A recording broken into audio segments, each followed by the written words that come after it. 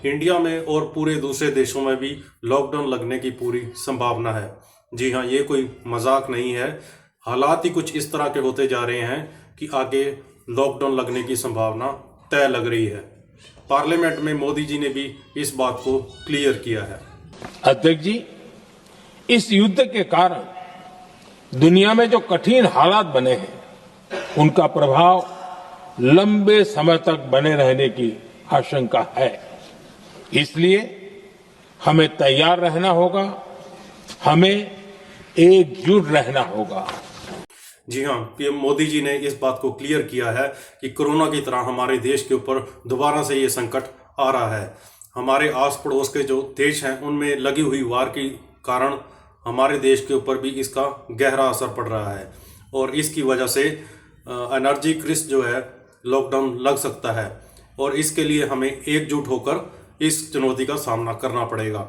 यहाँ तक कि पाकिस्तान वालों ने भी अपने 4 दिन का वर्किंग डेज कर दिया है, बाकी 3 दिन रेस्ट की जाएगी और बांग्लादेश ने भी ऑनलाइन क्लासें अनाउंस कर दी गई है।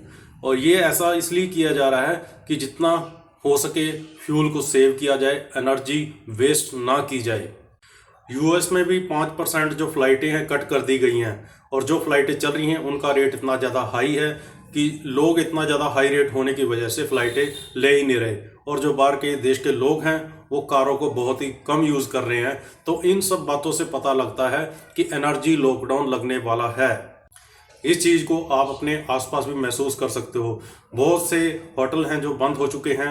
दुनिया सुबह से लाइन में लगती है सिलेंडर के लिए और शाम को कहीं जाके उन्हें सिलेंडर मिलता है। तो ये चीज़ें आपके आसपास चल रही हैं। जो लॉकडाउन लगेगा वो ऐसा नहीं है उसमें पिछली बार की तरह आपको घर से बाहर निकलने के लिए मना किया जाएगा, बल्कि आप खुद ही अफोर्ड ही नहीं कर पाओगे कि आप घर से बाहर निकलो, कहीं आओ जाओ कुछ खरीदो, क्योंकि तेल की इतनी कमी आ जाएगी। हर एक चीज़ जो है तेल से चलती है। अगर आप व्हीकल चला रहे हो या कोई चीज़ किसी चीज़ की सप्लाई हो रही है तो वो सब तेल से है।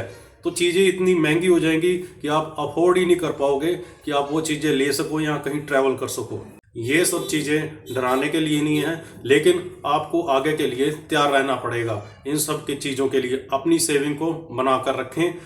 और जैसे बाहर के देशों में लड़ाई चल रही है, ईरान अमेरिका से अब तक बिल्कुल भी नहीं डरा। खamenei के मरने के बाद भी जैसे जैसे उन्होंने उसके ऊपर अटैक किए हैं उनका पलटवार जवाब भी दिया है उन्होंने।